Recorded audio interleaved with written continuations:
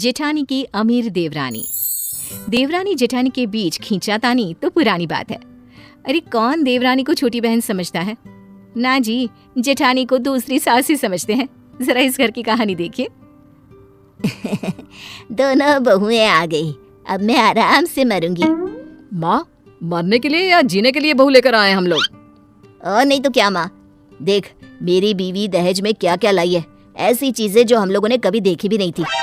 क्या नहीं देखा था देवर जी? कौन सा रसोई में रॉबर्ट काम कर रहा है, या फिर हम लोगों का घर सेंट्रल एसी हो गया? अरे अब ना तू मत शुरू हो जा, सच तो कह रहा है ये। गद्देदार सोफे, मसाज की कुर्सी, और ये देख कितनी सुंदर पेंटिंग, ये सब कहाँ था हम लोगों के घर में? अच्छा, जो मैं शादी में अपने हाथ से पेंटिंग बनाकर लाई थी, वो क्या थी जो 10 साल से घर की दीवार पर लगी थी? वो पेंटिंग नहीं, नमूना था बहू। दो हरे तोते के बीच में वेलकम। और वो चादर जो लू कढ़ाई करके लाई थी, कभी पढ़ा भी था उस पर क्या लिखा था? I love you. अरे अब क्या यही स्टैंडर्ड था इस घर का? गाँव की देसी गंवार। अरे छोटी को देख, MF हुसैन की पेंटिंग वाली बॉम्बे डाइंग की चादर, और न जाने क्या क्या।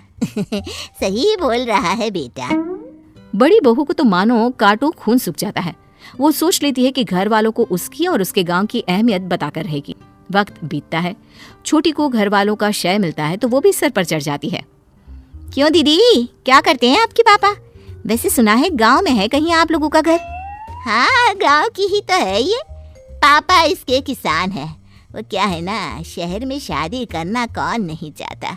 हम लोगों को भी लगा कि बड़ा परिवार है, पिता क्या क्या जिम्मेदारी निभाएगा, तो ले आए इसे ब्याह कर कर। हाँ, तो बहू के ऐसे कौन से गुण थे जो मुझ में नहीं थे? कितनी बार तो आस पड़ोस की पड़ोसने तक आपको मेरी तारीफ करके गई हैं। याद है जब आप गिरी थी सीढ़ी से, तो मैं ही थी जो हाथों से उठाकर बेड पर लिटाया था। गाँव का खान पान था शुद्ध, वरना आजकल की शहर की लड़कियां कटोरी पानी का तो उठाया नहीं जाता इन लोगों से। हाँ भाभी, क्योंकि हम लोग नाजों से पले हैं, फूल की तरह। वैसे भी क्या करना है भार उठाकर, जब पापा ने इतना सब दे दिया है तो। ठीक है, तो अब तो यही रही। अब तो यही देखना है कि गांव की गवार और गरीब या शहर की तितली अमीर। ये भी क्या बात हुई बड़ी, कैसी बहकी सी बात कर रही है? अरे छोटी से तेरा कोई मुकाबला ही नहीं है। देख माँ, तेरी दोनों बहुएं हैं, जैसे 5 उंगली बराबर नहीं होती, वैसी ही हर कोई बहू एक जैसी नहीं होती, समझी? तो क्यों बार बार दोनों को कंपेयर करती रहती है? मैं कहाँ तुलना कर रही हूँ?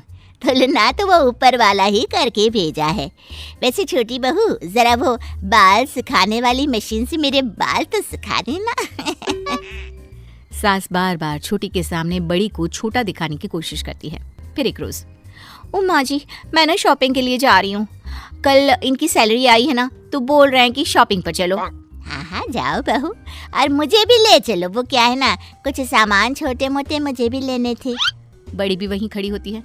सुन, शाम का खाना बना कर रखना, और कभी तू भी चली जाया कर शॉपिंग वापिंग पर।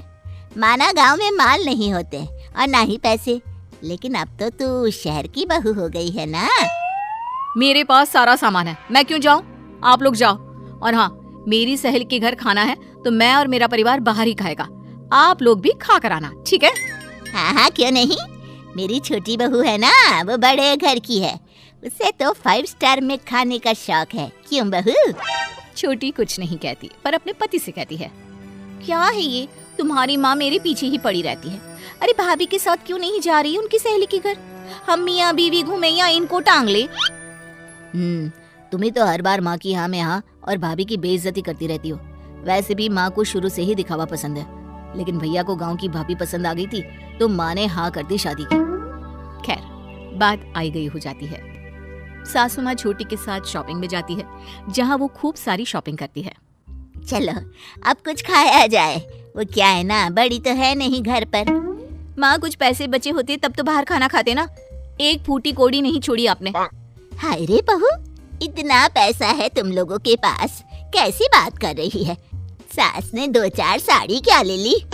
अरे बस अब लड़ो मत, मैं तो बोल रहा हूँ चलो कुछ पैक करा लेते हैं।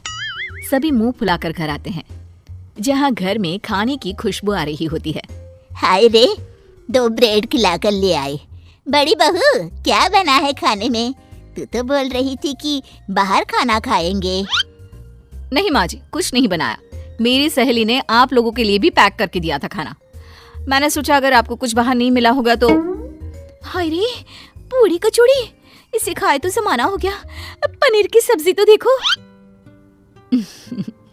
कुछ समय बीतता है। एक दिन छोटा बेटा कहता है, माँ मेरी नौकरी नहीं रही। देश में फिर से वायरस बढ़ रहा है। लॉकडाउन के कारण मुझे नौकरी से निकाला गया। मेरी भी नौकरी छूट गई। अब क्या होगा? कैसे घर चलेगा? छोटे की भी नौकरी नहीं रही और ना ही मेरी। क्या करेंगे हम? हाय रे बेटो, ये क्या बात हुई? वैसे परेशान होने की क्या बात है? छोटी के पापा के पास बहुत सारा पैसा और बड़ा घर है ना, तो हम लोग वहीं चले जाते हैं रहने। तभी छोटी बोल पड़ती है, हाँ, धर्मशाला है ना। वैसे भी मेरी भाभी किसी को पसंद नहीं करती। वो नहीं चाहती कि घर में ज्यादा लोगों का आना जाना हो, और उन लोगों का बिजनेस भी लॉकडाउन के कारण बैठ गया है। वैसे बाहर निकलना सेफ भी नहीं है। वायरस हर किसी को लग रहा है। ऐसे में ना तो बाहर जाओ और ना ही बाहर से कुछ लाओ। लेकिन बेटा, मैं तो सांस की मरीज हूँ, कैसे काम करूँगी? बाहर निकलकर शुद्ध हवा में वॉक नहीं करूँगी तो मैं तो मर ही जाऊंगी। तभी बड़ी बहू आती है, वैसे आप लोग बुरा ना माने तो मेरे पास आइडिया है। क्यों ना हम मेरे पापा के पास गांव जाकर रहें। वैसे हम लोगों का वहाँ बड़ा मकान है, घर का शुद्ध अनाज और दूध, गांव की ताजी हवा और वातावरण। जब तक यहाँ सब ठीक नहीं होता वहीं चलते हैं। क्यों? हाँ, मैं तैयार हूँ। हाँ, क्योंकि चारा भी कोई नहीं है और इससे अच्छा मौका भी। बहू, माफ कर दे, मैं झूठी शान और शौकत में रह गई, लेकिन तूने ही हम लोगों को बुरे समय से बाहर निकाला है।